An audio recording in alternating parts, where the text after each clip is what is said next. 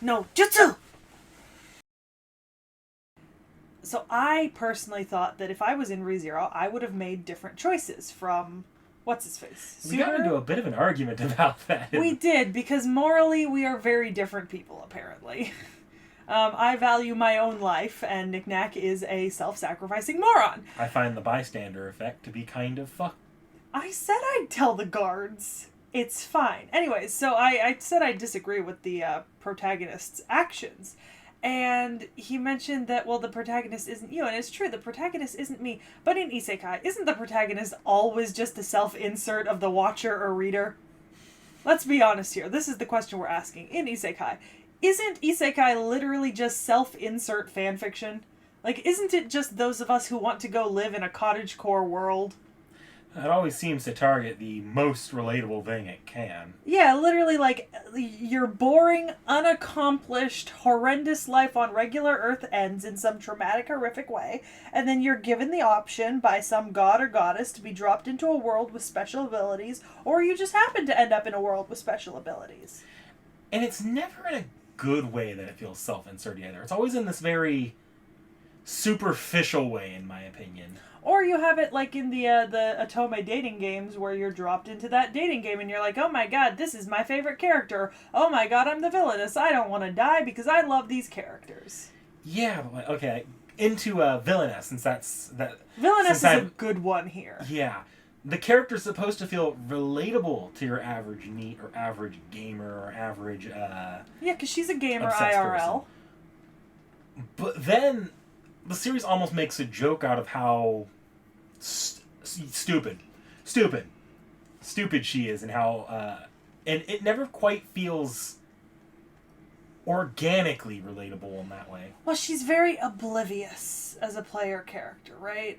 Yeah. Like if you were reading Hame Fura and it was a villainess and it was a self-insert fanfiction, you'd be going, oh my god, she's flirting with the character. Why doesn't she flirt black? Like, obviously, you'd make different choices. And I know I'd be awkward in that situation, but it's less that she's awkward and more that she's dense. Yeah, and this is where the self-insert nature comes in.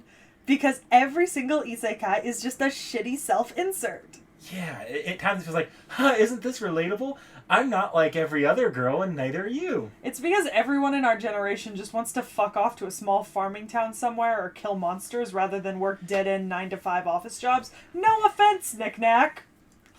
I'll have you know I like my office job. Yeah, but wouldn't you rather be, like, farming or, like, fighting a monster? No, I can go farm, and I would rather not be farming, and as for fighting a monster, I've seen the isekai that are not slime. I've seen ReZero. I would rather not be fighting a monster, please. Honestly, the fantasy cottagecore life appeals to me.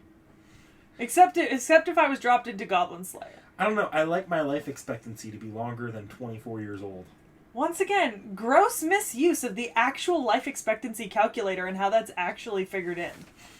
You know, that's not how that works, people. It's just not. People in ancient times didn't always live to be the ripe old age of 30. That is absolutely false information.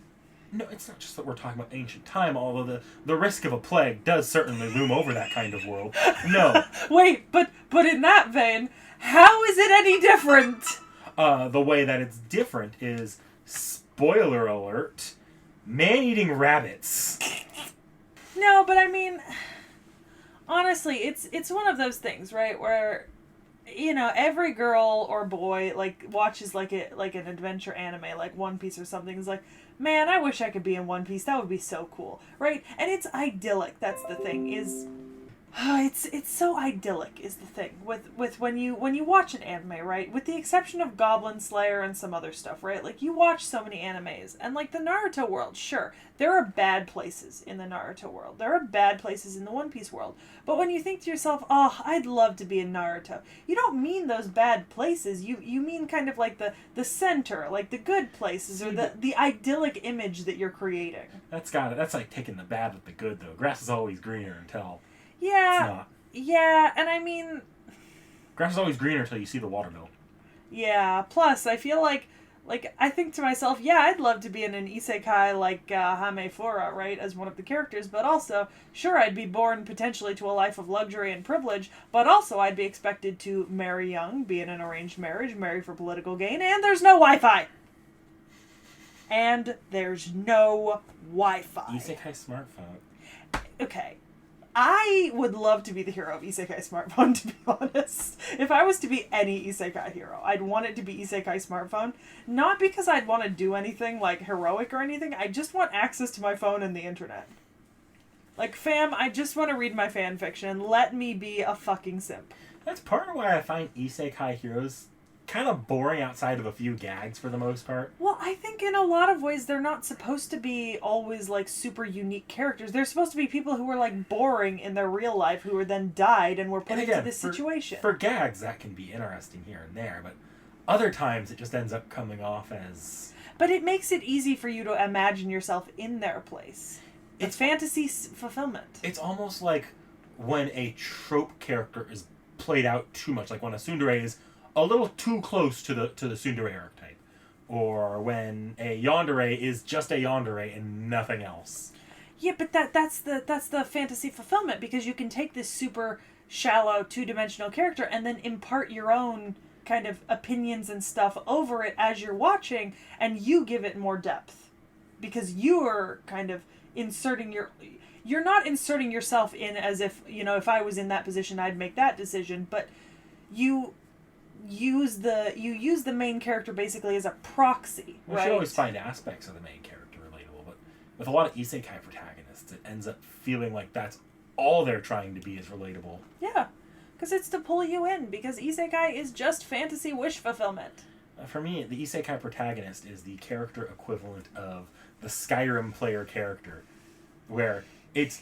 Doesn't matter who they are or what they are. Yeah. Yeah. And it tends to make a lot of isekai feel interchangeable, unfortunately. At least in my opinion. Yeah, I feel it. And honestly, the thing is, isekai has blown up so massively recently that... I mean, isekai has its own subgenres now, because there's Ieishikei isekai, there's dark isekai, there's beating a dead horse isekai, there's otome game isekai, which is its own separate category, which includes both dark and beating a dead horse. You know, there are so many stories that it's hard to write something genuinely new at this point in the genre, because it's always just going to be very similar or a variation to something that's already been written. Every once in a while you get something new, or sometimes a work just stands alone on its writing quality. Mm-hmm. And if you get something new, but the problem is if you get something new, right, like a new idea, like ReZero with the constant dying, right? The problem is, it blows up, then everybody repeats it. If you then don't read that first, by the time you get to it, you've read other stories in that trope. And I haven't read some of the ReZero ripoffs that you have, obviously. Mm-hmm. But I have seen other ripoffs, and oftentimes I feel like the ripoffs really miss what made that element so good in the first place, if that makes sense, or made it so appealing in the first place. Yeah, see, I wouldn't necessarily be able to judge yet, because I haven't obviously watched or read enough of ReZero to really make that decision for myself. And I've not read any direct ripoffs. I've just read, you know, like a few Otome game ones and one or two other isekais where there is kind of a functional, like, rebirth at a certain... Think about how, ignoring the anime's quality and the fact that the anime is actually quite shit. Mm-hmm. Sword Art Online, think about how magical that video game element felt on first watch through. Oh god. Later, now every isekai is like, it's like our world, but it's more like a video game. We get it. So, technically, there is also I don't want to call it a subgenre. It's like an auxiliary genre to isekai, right? Where it's basically the Sword Art Online rule, which is VR MMO, whether either you're trapped or you're not, but the new world that you're born in is a VR MMO. And it no longer feels as magical as it did in Sword Art Online. I personally still think it's absolutely fucking amazing, and I love VR MMO. Kuma Kuma Kuma Bear started as a VR MMO, and I love Kuma Kuma Kuma Bear. When everyone does it, it's no longer special. I don't know.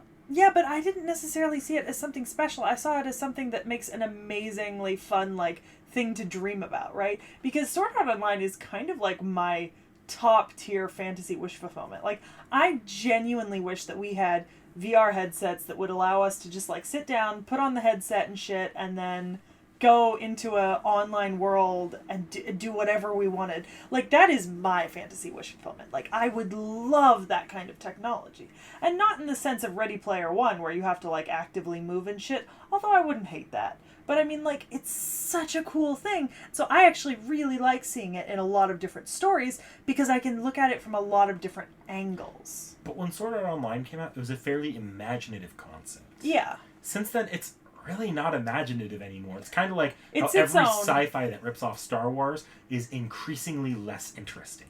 Yeah, I mean, it is kind of its own subgenre now at this point. Yeah. Like, it's not true Isekai unless they're stuck there, like Kuma Kuma Kuma Bear.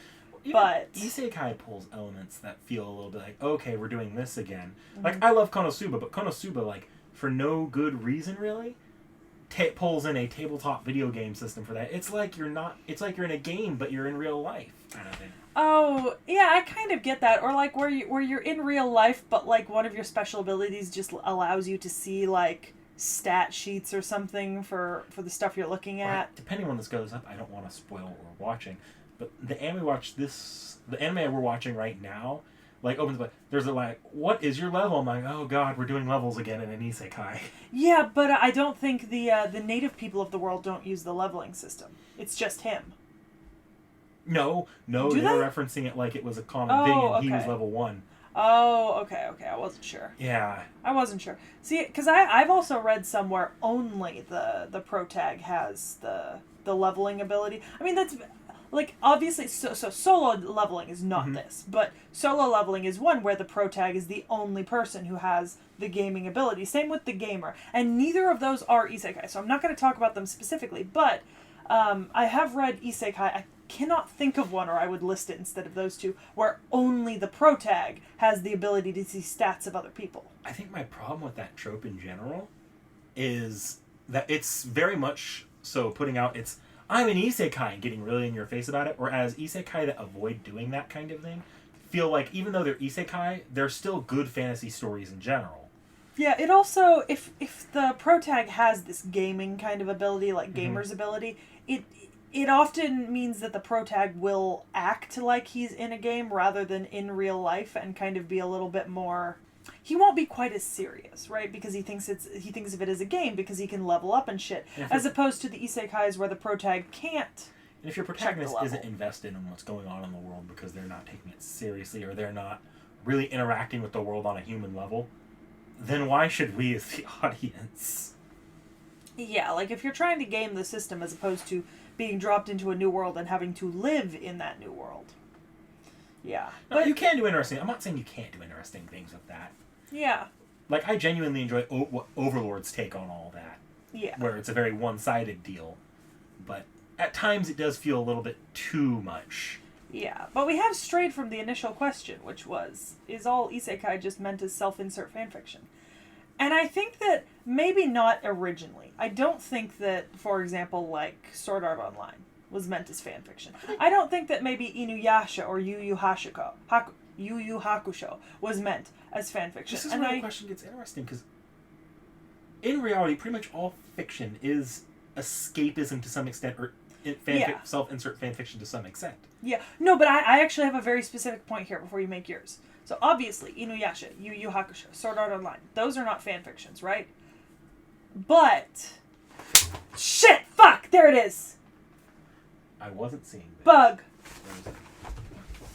So, but, then there's the case of shows like... There are some very specific shows, like, for example, if you look at Hamefora, there have been several shows that came out after Hamefora that are basically fanfiction of Hamefora. So there are isekai shows that I would consider basically just fanfiction of another foundational work in whatever very specific trope is being used, but then there are isekais that aren't what I would consider fan fiction of other isekais. I think that's just kind of the unfortunate way isekai as a genre has played out, is it is pretty much just taking a concept and trying to spin it a different way off of... Like, you can create a family tree of isekai. Well, and I think it's also because it exploded so fast. Yeah. Like, Isekai went from being literally Inuyasha, Sword Art Online, Yu Yu Hakusho over the course of, like, 10 years to literally being, I have 8 pages of Isekai books that I'm reading just on one website alone on weekly updates in, like, a decade. Like, this genre exploded in a way that no other genre has. Like, with this speed and intensity. And it's because I think it kind of caught right at the same time where there were some animes being made, a bunch of novels got really, really popular all at the same time, and it fed off itself intensely. I also have to wonder if it might be a starvation of options on the regular fantasy front as well. Because you'll notice we don't get nearly as much fantasy as compared to Isekai. Yeah, but it's also kind of not super easy to write a fantasy manga. It's not super easy. Haven't read very many that are, I want to say, let's call it Lord of the Rings fantasy, right? As opposed to just like One Piece where it's a different world or something. Because One Piece is not what you think of when you think of like fantasy. See, but I actually would qualify that. Oh no, it is. It absolutely is. I'm not saying it isn't. I'm just saying when you think of fantasy in terms of like the fantasy adventure party, you're thinking of like an adventure quest setting out from like a small town, like I'm in a more slightly thinking just medievalish anything world that isn't trying to replicate or reimagine the modern world. So that's not because sci-fi is trying to advance the modern world. No, and there are a lot of things that qualify as fantasy. Yeah. One Piece is fantasy. Fairy Tail is fantasy. I do put Naruto in fantasy from what I've seen. It is. But there is also a connotation on the word fantasy when you talk about like fantasy as a genre that does make you think more of a more Konosuba-esque it's setting. High fantasy. Yeah, high fantasy. It's very rare to see urban fantasy or One Piece style or Naruto style, just like a completely brand new like world, like Skyrim-esque, where everything's new. But Isekai still sometimes tries to do that. They do, but a lot of Isekais are just kind of generic. Like all the Otome games and historical ones are just generic Middle European or Chinese, like, I almost wonder if that's why we're hitting so much. Imagine if we had a sci-fi isekai or a pirate isekai. Something that doesn't just throw us into Skyrim, medieval Europe world. Fina, Pirate Princess. Not an isekai, though. Is it not? No, it's not. not. I thought it was. Never mind. It's just fantasy, actually. Never mind. Me being a dumbass. I'm sure there's a space isekai. Actually, no, I'm not. Most isekai are set in high fantasy worlds. Yeah. With the exception of Log Horizon and a couple other video game set ones. But even then, it's still going for they're the high fantasy fantasy-ish, yeah. Even if it is found in a basis of video games. Well, I think it's because high fantasy is such a... Fuck, that thing was just above me. Well, it's an iconic genre. And yeah. It's so well... known, and it kind of did the isekai thing where it has that family tree, so... But also, high fantasy has a particular look. It's basically medieval Europe. That's it. It's just medieval Europe. And in Japan, sometimes the buildings look a little more Japanese, sometimes they look a little bit more European, but it's basically just medieval Europe. You know? Yeah. And it's usually kind of idyllic compared to how it would have actually been. Like, it is the idolized version of what medieval Europe was like, when you just lived in small towns and farmed your own food and traded at the market. And if there were monsters, there was a nice town guild to take care of them for you. And that's absolutely not, like, the historically accurate, of course. And, you know, then you have examples like Goblin Slayer, where it's not as idyllic, but... You know, even in Goblin Slayer, people are pretty happily living in little European towns. Yeah, it's still idealizing that era a little bit. Yeah, and like I said, I don't mind that. There's no inherent... Everything's idealized in fiction. Yeah. There's still the ideal that your main character can make huge change that affects the story in the world. That tends to happen in fiction in general. Yeah, it's the idea that you make a difference. Yeah. Like, one individual person will make a... wide difference. You know, like, you will change the entire course of this world. So yeah, no, there's no inherent problem with idealizing your world. Mm-hmm. And there's no inherent issue with you seeing any isekai protagonist as a self-insert option. You can absolutely step into the shoes of any of these bland-ass, boring, shallow-as-fuck protagonists and go, this is really cool. I would totally do that too. But you can also look at them and go, wow, there's not a lot of character here, and because of that, I wouldn't. It wouldn't be a problem if isekai weren't doing the same thing over and over again, I think. The fact that it's the same world with the same main character, just with slightly different spins on it, does hinder isekai as a genre, in my opinion. And I'm sure it'll one day get away from that, but just as it is now, I think that's... I'm just sick of the self-insert character, I think. Yeah, and I mean, obviously, you know that I don't get sick of things nearly as quickly as you do in terms of reading. And obviously, I have been consuming isekai at a rapid fucking pace. Not necessarily in anime form, but certainly in manga, manhwa, light novel, web novel, and webcomic format. And I've kind of gotten to the point where I can tell what's going to happen in just about every book I'm going to read. Like, not a lot happens that's unique that I don't already know or haven't already heard of. I've pretty much read every single popular one. But there are still some... I still enjoy a lot of them. Like, to be honest, I am very much a fanfiction reader at heart. I like to put myself into stories. I like to read stories where I feel like I'm a part of the cast and characters. And I don't necessarily read a lot of self-insert, but I just like to read stories where I could be like, that's awesome, I love this characterization. And so for me, I can get some of that feeling from well-written isekai, no matter how many times I've read the trope. So long as it's well-written, I can find something to appreciate in it. Now, if it's badly written, or if the translation is god-awful, I do usually give it up, because honestly, I can't deal with some of these translations, fam. Like, you run Chinese through Google Translate, it's not gonna come out right. It's just not. Also, there's an interesting difference between what I would say, like, so if there is a Chinese story, right? If it's a Chinese isekai, that is 99.9% of the time the person dies and is reborn in a vaguely dynastic setting where they are either now the emperor or one of the emperor's concubines, or the doctor to the emperor who soon becomes a concubine. If it's Korean, the most popular version is the Hamefura example, like reborn in a historical kind of fantasy setting, either in an otome game or in a book that you read in real life. Not even an otome game, some are like books or webtoons, but it's usually the historical romance kind of thing. And in Japan, it's usually the more adventure-focused things that you find, you know? Like the actual adventuring out from a little town to kill monsters, like Goblin Slayer. So it's interesting down the differences with countries as well, because they are three very different types of isekai, but I've read hundreds of each at this point. And I will say, by far my least favorite is the Chinese variation, because if you've read one imperial harem drama, you've read every imperial harem drama. I mean, I would say that about the high fantasy isekai in general, to be honest. See, I am still occasionally surprised by what the Japanese come up with, well, to I'm be sure honest. If you read enough high imperial Chinese, you'd eventually find something that surprises you. Yeah, but you're not... But, like, as soon as a dragon shows sentience in an isekai, you know it's joining the harem. Yeah, or, you know, as soon as you get popped down in the middle of a palace wearing almost nothing, you know you're a concubine. Yeah. To some sort of king.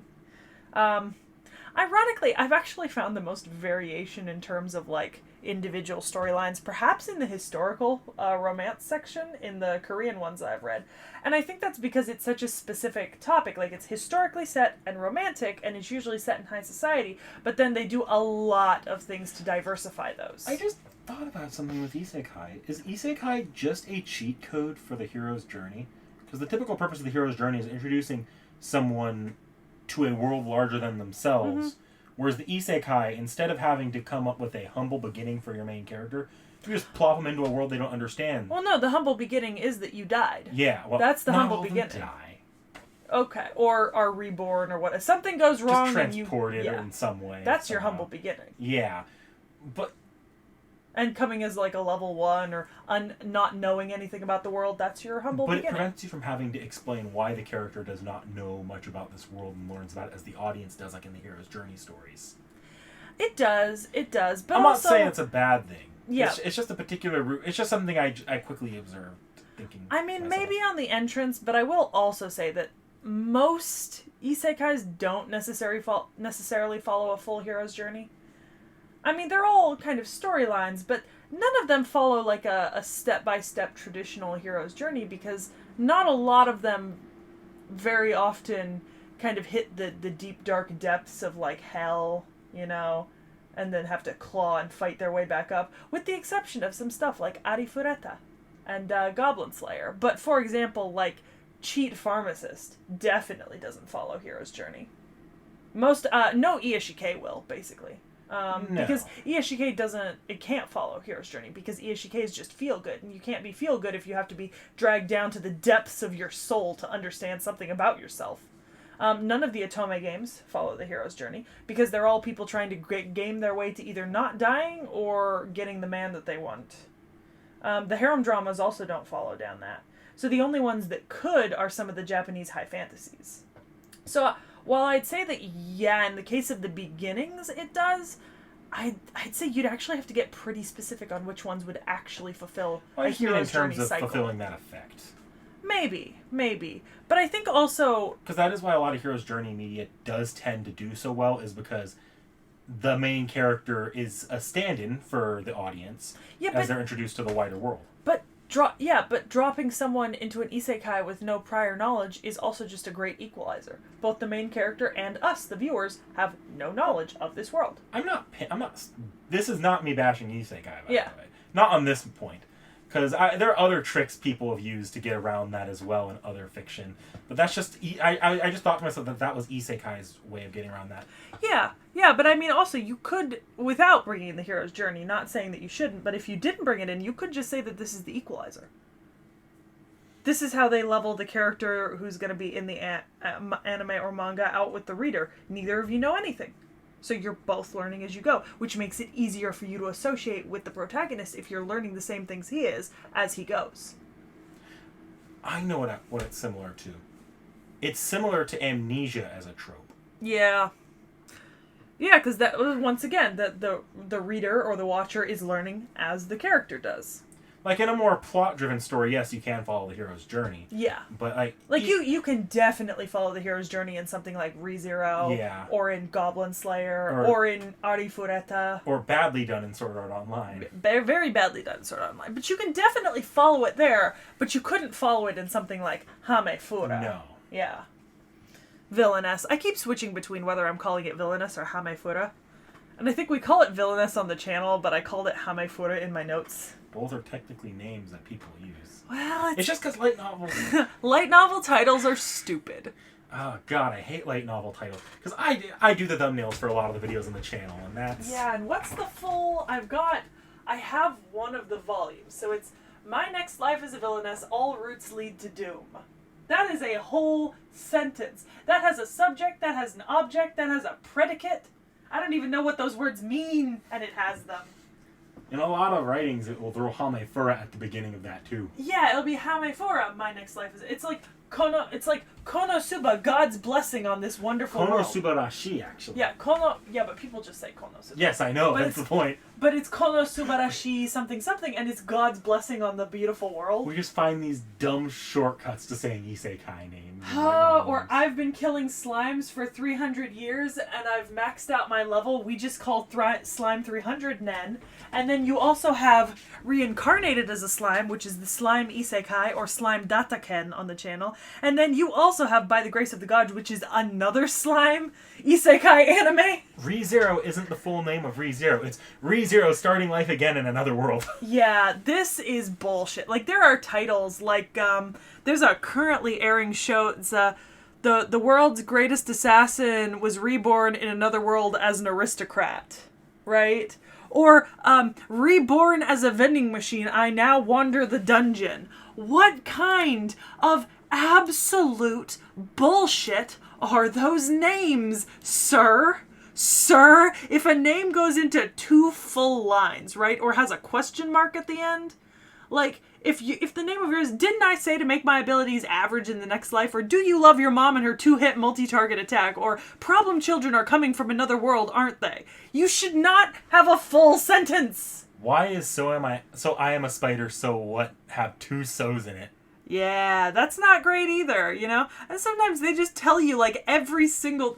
You could tell what the plot is just from the name, right? I kept pressing the 100 million button and came out on top. Like, that's there's nothing...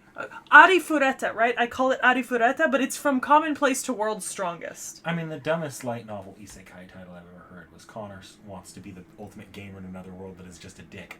Yeah, and that is the best isekai. Everyone go read it. Rate it on Mao.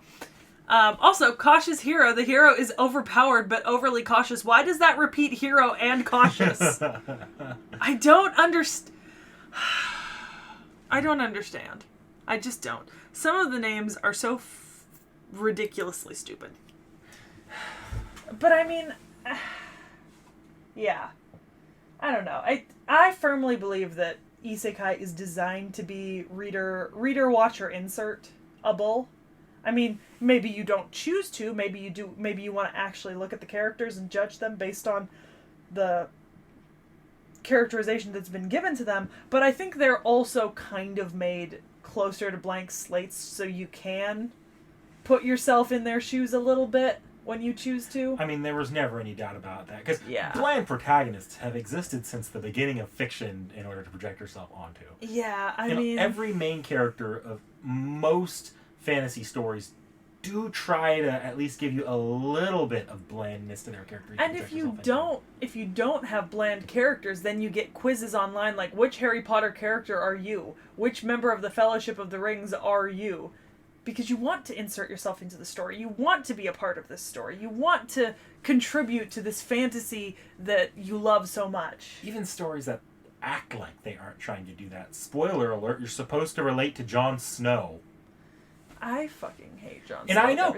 Sometimes that makes for a less likable character. I really, really like Sansa in that show, to be honest. Look, the more interesting characters are the ones that aren't you, in my opinion. Yeah, spoiler alert. You're supposed to really like Luke Skywalker. I fucking hate Luke Skywalker. What a little pissant. Yeah. Honestly, I hate him so much. Then again, I always drew myself as Han Solo, so I'm not guilty. But you like Han Solo so much because he's not you. Yeah, Han Solo is everything I wish I could be. And Luke Skywalker is everything you actually are. Yeah, like Han is adventurous and he does things and he gets out and he experiences life, you know? Which is why he tends to be more loved in Star Wars than Luke Skywalker. A lot of people still like Luke Skywalker once you actually grapple with his character arc, in that it's supposed to be you. Yeah. I don't like being called out. I don't mind self-inserts when they're meant to be an analysis, in more serious stories, when they're meant to be an analysis of your average person. But that's not something you often get in anime. No. Or in manga. It's pretty rare, because it would have to be a longer running show or something that the author wanted to hit hard and fast. ReZero tries to do that. Yeah, but ReZero is also a longer running show comparatively. How many seasons is it? Oh god, we're 2 seasons in, and aren't they 24 episode seasons, 2 cores? And we're only on arc 4 of 7 for what's supposed to be a 12 arc show. And, yeah. And they are 2 cores per season, right? 2 cores per season. Yeah, so it's 24 episodes per season. That's already... With a couple movies in there. Yeah, that's already over 50 episodes of content, and if you're only, 4/7 of the way through, you're going to have at least another 30. You know? For these days, that is a long-running show. Yeah. You know, when you consider that anything that manages a full set of 2 cores is a long-running show comparatively, because so many shows only get a single 12-episode run. Mm-hmm. So... I mean... It's a little hard to do that, because you always have to start with some... You have to still make your character feel like a character you want to relate to. Yeah. You have to create a character that the audience will relate to, and then show growth in a way that the audience will also relate to and not get lost behind. Mm-hmm. So, I mean, yeah, it wasn't really a question to begin with. Isekai is self-insert fanfiction. It's a fantasy wish fulfillment. That's what Isekai is. But then again, all fiction is fantasy wish fulfillment. Yes, I just personally, as someone as the designated slightly sick of isekai person, and as the designated overly into isekai person, I find that isekai maybe leans on that a bit too much for its own good sometimes. And I find that because there are so many of this, it means you can put yourself into any story you want. If you want to be a pretty princess or a deadly princess, it doesn't matter. There is a man for you. If I wanted to put myself into any story I want, I could have gone and written a Mary Sue self-insert fan fiction tomorrow. Look, there's plenty of those already out there. Just go read one that already exists. To me, that's the equivalent. Not to get into our fan fiction episode too much, because I'm sure that's coming eventually. It'll come. It'll be mostly me ranting about fan fiction. I read my fair share of fan fiction. Yes, but I am the resident connoisseur. You're the one that will venture into the... So it's, yeah. Look, I venture into the deep abysses of fan fiction. Plug to the other podcast thing that she does. Yeah, link in bio for our fan fiction episode. Or 2 fanfiction episodes, however many it eventually comes out to be, because we did not dig as deeply as we needed to. But with that being said, we will come talk to you with another esoteric discussion of something that we thought sounded interesting, even if you don't. Bye.